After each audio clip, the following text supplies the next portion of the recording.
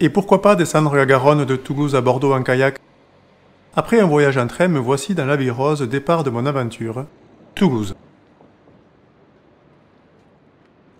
Se balader dans la ville, acheter les dernières provisions de fruits et légumes frais et aussi passer au JT de France 3. J'ai eu la chance d'enregistrer un sujet avec deux journalistes hyper sympas. Et action. C'est bien marrant de commencer l'aventure de cette façon. Je vais mettre à peu près 10... Attends de voir la caméra. Ah d'accord.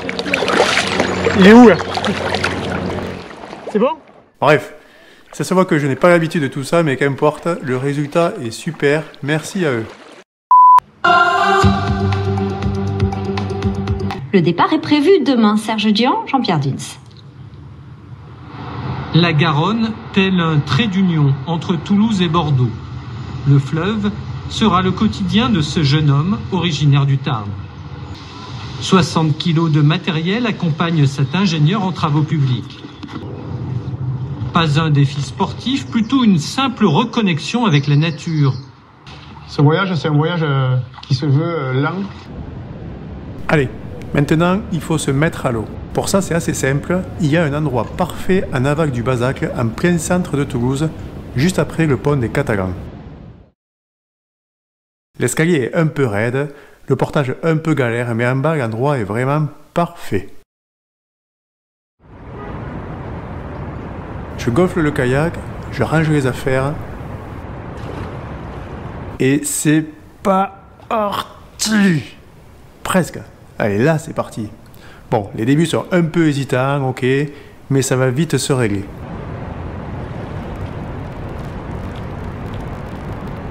Bon, on est à Toulouse. Donc on va manger une chocolatine, bien sûr. Ouais, elle est un peu pris haut, hein.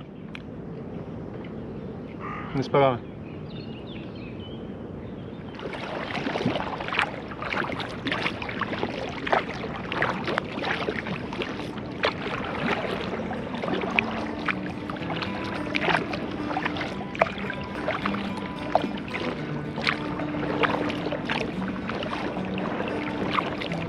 On sort vite du contexte urbain de Toulouse pour se retrouver seul sur l'eau et la nature environnante.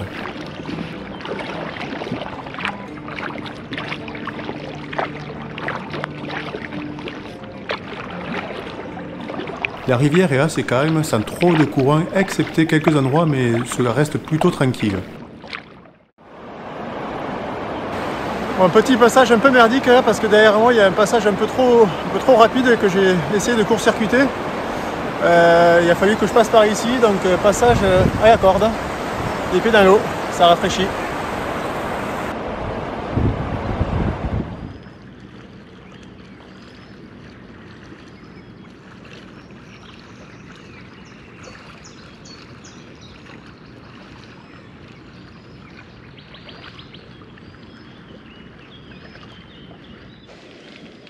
De temps en temps, je fais quelques arrêts pour me dégourdir les jambes, faire une pause ou manger un morceau.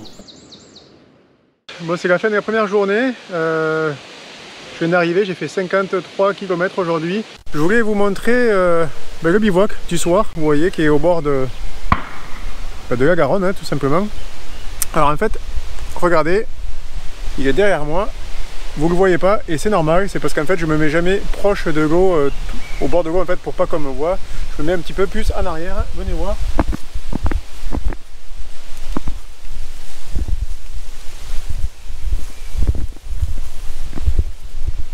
Hop.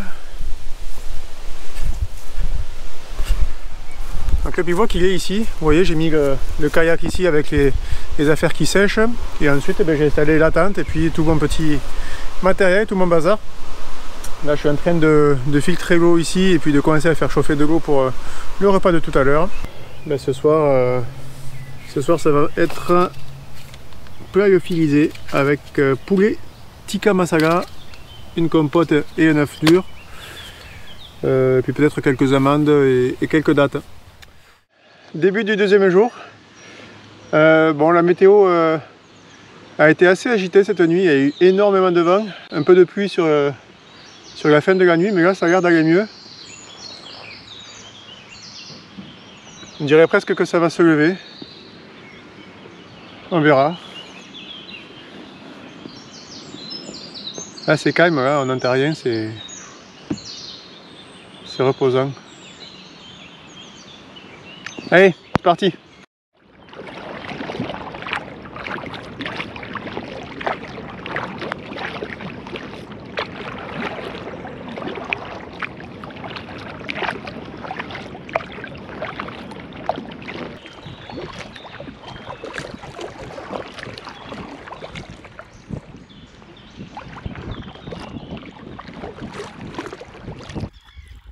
Après le pont de l'autoroute A62, la Garonne s'élargit, le courant s'estompe, j'arrive à la confluence avec le Tarn. La différence entre la Garonne et le Tarn est bien visible avec la couleur des eaux qui est différente. Cette portion de 7 km est vraiment très longue. Heureusement, cette zone est habitée par de nombreux oiseaux en tout genre que je contemple, parmi eux énormément de cygnes qui protègent fièrement les femelles qui couvent. Voilà, je suis sorti de la Garonne avant le barrage de Malloz qui est là-bas derrière moi pour dévier l'eau vers la centrale nucléaire de Golfech. C'était pas hyper sympa ce matin parce qu'en fait il y a beaucoup de vent de face et en plus le fleuve s'est beaucoup élargi au niveau de la confluence avec le Tarn. Donc ça fait qu'il y avait presque un contre-courant et même on aurait dit qu'on était en mer, qu'il y avait des vagues. Donc j'en ai vraiment bavé, j'ai les bras en compote alors que j'ai fait entre guillemets que 30 km. C'est déjà bien hein. Bon voilà, ici c'est pas hyper rassurant en fait ce contexte assez bétonné, les rives sont toutes bétonnées, au loin j'aperçois le barrage de Malloz. Donc j'avais repéré un endroit un peu plus loin, vraiment proche du barrage, peut-être un peu trop d'ailleurs, juste après le pont. Bon, j'aurais peut-être pu y aller, mais bon voilà, j'étais pas hyper serein en fait. J'avais vu ça sur Google Maps et bon, je préfère pas tenter au risque de devoir faire demi-tour. Bon, c'est pas grave, là j'ai trouvé un endroit, je n'ai cherché un depuis un petit moment et en fait, je sais pas si vous voyez, mais il y a une digue là tout le long et derrière cette digue il y a un gros talus qu'on ne peut pas franchir. Mais ici, j'ai trouvé un passage qui va m'amener normalement au canal. Alors je sais pas si je vais rembarquer parce qu'il y a une écluse peu après. Je vais voir, je pense que je vais déjà manger et on verra ensuite.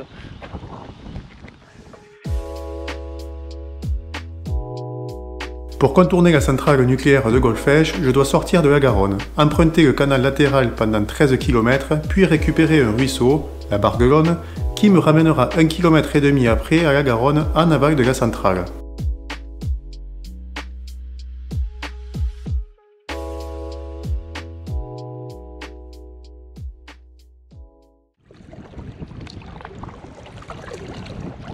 Naviguer sur le canal, c'est pagayer à l'ombre des platanes, mais c'est aussi franchir les écluses.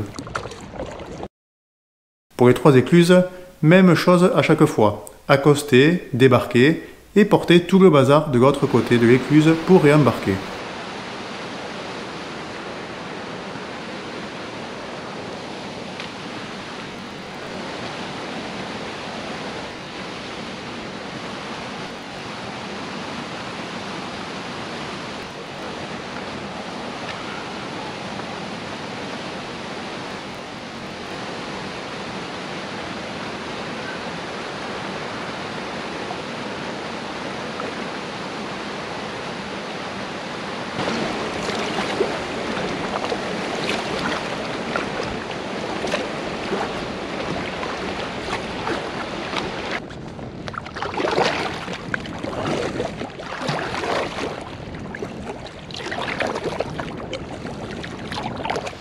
Bon, je viens d'arriver enfin à la Barguelonne.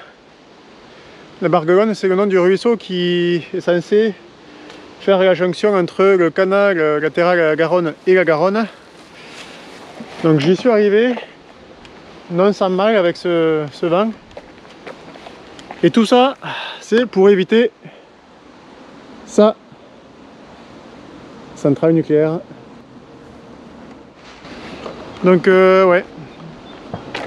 Bon, a priori, j'ai vu un mec qui court qui m'a dit que en aval, il y avait une plage, donc c'était plus facile pour pour embarquer parce qu'apparemment en amont c'est que des ronces, que des bartasses. Donc c'est pas la peine. Bon, un souvenir hein, parce que l'année dernière j'étais passé par ici en vélo. J'avais d'ailleurs regardé le ruisseau, je me rappelle. Mais bon, cette fois-ci c'est un bateau. Ça y est, j'ai trouvé où me mettre à l'eau sur la barque de Lone. Bon, le ruisseau est hyper sympa, très joli. Par contre, je pense qu'il va manquer un peu de fond. J'ai pas pensé à enlever la dérive avant de charger le matériel, donc c'est pas impossible que je fasse une partie du trajet à pied. On va voir, on va commencer déjà.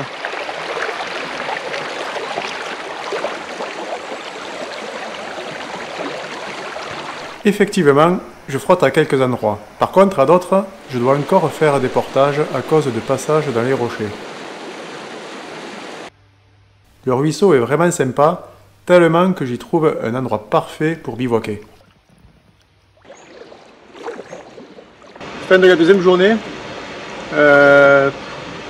J'ai bien pagayé aujourd'hui. Hein.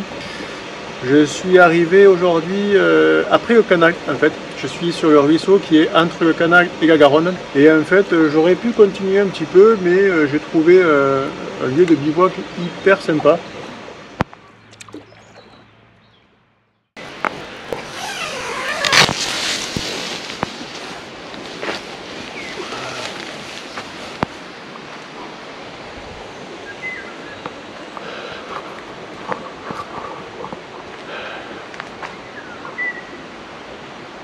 Toujours aussi agréable.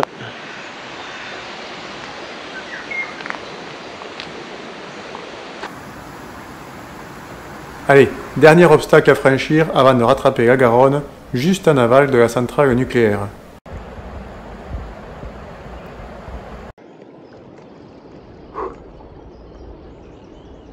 Voici la ville de la Magistère. C'est la première ville que je croise sur la Garonne depuis Toulouse. Le fleuve retrouve ensuite son calme jusqu'à l'approche d'Agen.